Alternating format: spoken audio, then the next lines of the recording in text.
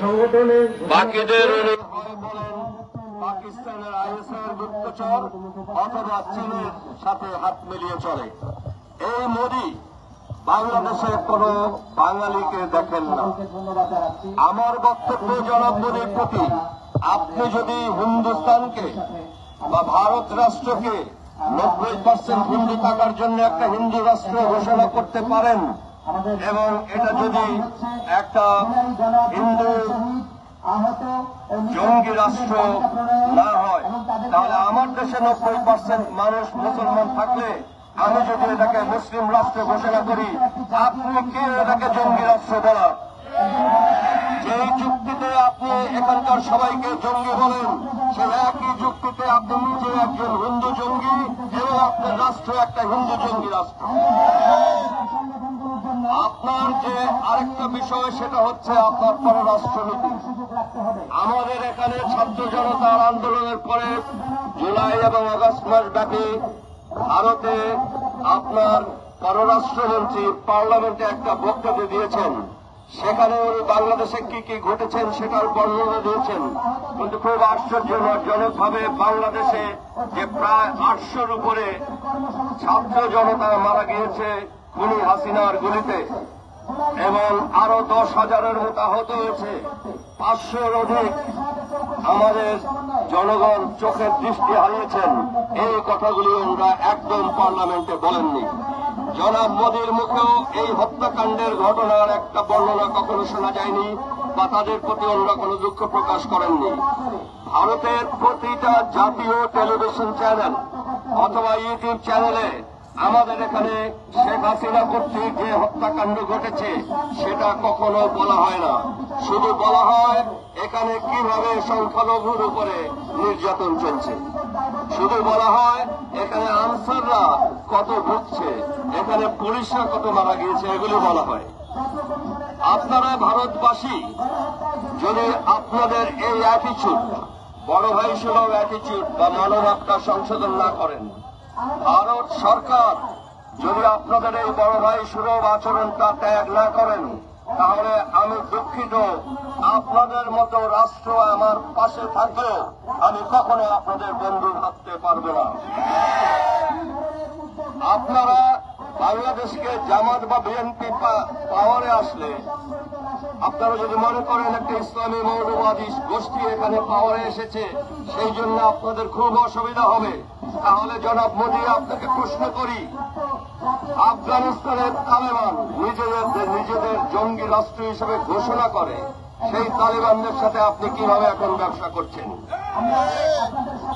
আপনার কাছে জবাব চাই, আপনি কিভাবে তালেবানি রাষ্ট্রের সাথে ব্যবসা করছেন? আপনাকে মনে করে দিতে চাই, ভারতের পররাষ্ট্রনীতি বা অর্থনীতি বা যুদ্ধনীতি কোনো কিছুই বাংলাদেশকে প্রভাবিত করবে না। এটা আমাদের রাষ্ট্র, এখানের ছাত্র জনতা জনগণ সিদ্ধান্ত নেবে আমাদের রাষ্ট্রে কি ধরনের পলিটিক্স হবে, আমাদের বৈদেশিক নীতি কি হবে, আমাদের অর্থনীতি কি হবে।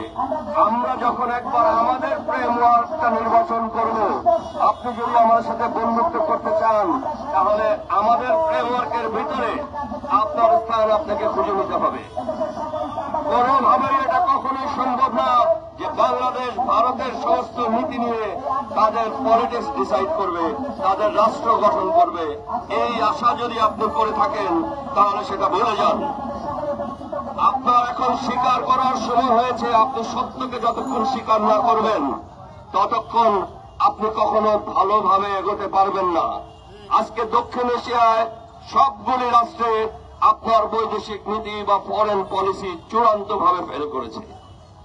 আপনার সাজানো 16 বছরের হাসিনার সাথে সংসার বাংলাদেশে এক ঝাড়াতে 18 দিনের মধ্যে তছনছ হয়ে গেছে।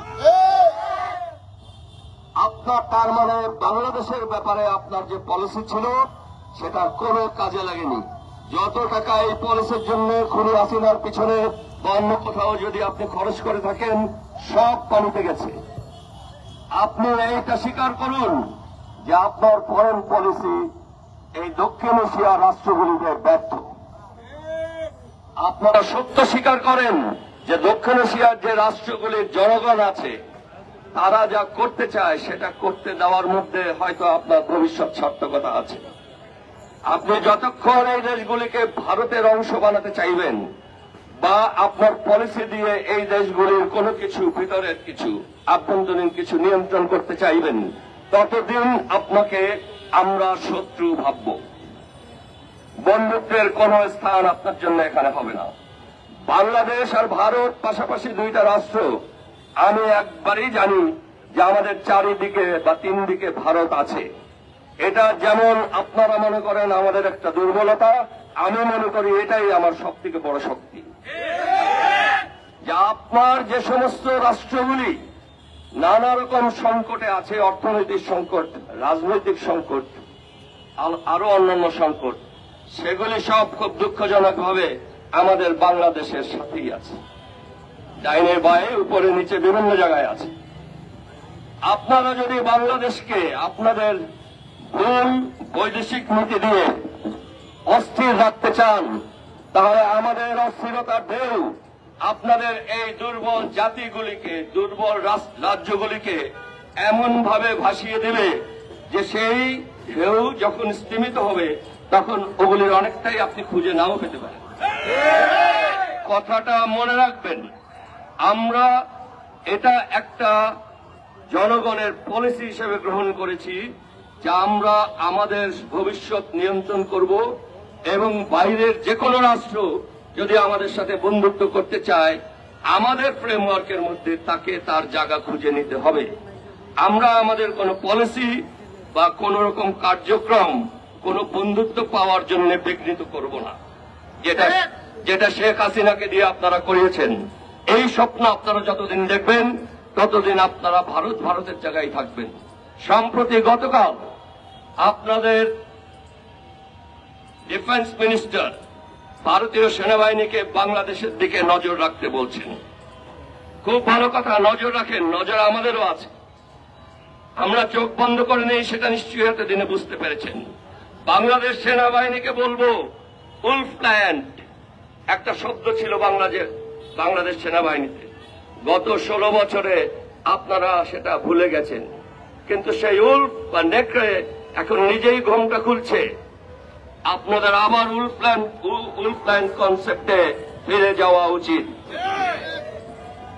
বিএসএফ কে বলতে চাই, আপনারা যদি বাংলাদেশি নাগরিক মারার এই প্রক্রিয়া অব্যাহত রাখেন, তাহলে মনে রাখবেন আমাদের আজকের বিজেপি কিন্তু পুরনো বিডিআরের খোলসের মধ্যেই একটা জিনিস। এটা যে কোনো সময় আবার সেই 99, 2000, 2001 সালের সিলেট পদুয়া সীমান্ত বা রংপুরের রৌমারী সীমান্তে রূপ নিতে পারে। সেই সময় সিলেট পদুয়া সীমান্তে 1991 সালে এবং পরবর্তীতে 2000 সালে রংপুরের রৌমারী সীমান্তে আপনাদের কত লস হয়েছিল সেটা মনে রেখে বাঙালির দিকে তাকাবেন। আপনারা সেই ইতিহাস যদি ভুলে যান তাহলে বড় ভুল হতে পারে আবার। যেমন আপনারা একদম বকডালে উঠেছিলেন হাসিনাকে নিয়ে, নিচে যে মই সরে গেছে সেটা খেয়াল ছিল না। কাজে আপনাদের শক্তির উপরে এত আস্থা ভালো না, শক্তি আশেপাশে আরো অনেকের আছে, এবং সেই শক্তি যখন বাঙালি অ্যাপ্লাই করে তখন সেটা হয় অপ্রতিরোধ্য। আপনারা মনে রাখবেন, আমরা বাঙালি খালি হাতে কয়েক লক্ষ পুলিশ এবং সরকারি বাহিনীর সাথে অস্ত্র নিয়ে যারা আসছিল তাদের সাথে খালি হাতে যুদ্ধ করে জিতেছি শুধু সংখ্যা দিয়ে। এইরকম সংখ্যার ছাত্র জনতা ভারত আসলে আরো দ্রুততর সময়ের মধ্যে একত্রিত হবে এবং তারা যদি দৌড় শুরু করে, এবার থেমেছিল গণভবনে, সামনের বার কোথায় গিয়ে থামবে সেটা এখনো আমরা নির্ধারণ করিনি। দিল্লি পর্যন্ত যাওয়ার আমাদের ইচ্ছে নেই, তবে আমাদের আশেপাশে আপনারা যারা আছেন তারা সতর্ক থাকবেন, বাঙালির দিকে চোখ তুলে তাকানো লাগে। ধন্যবাদ সবাইকে।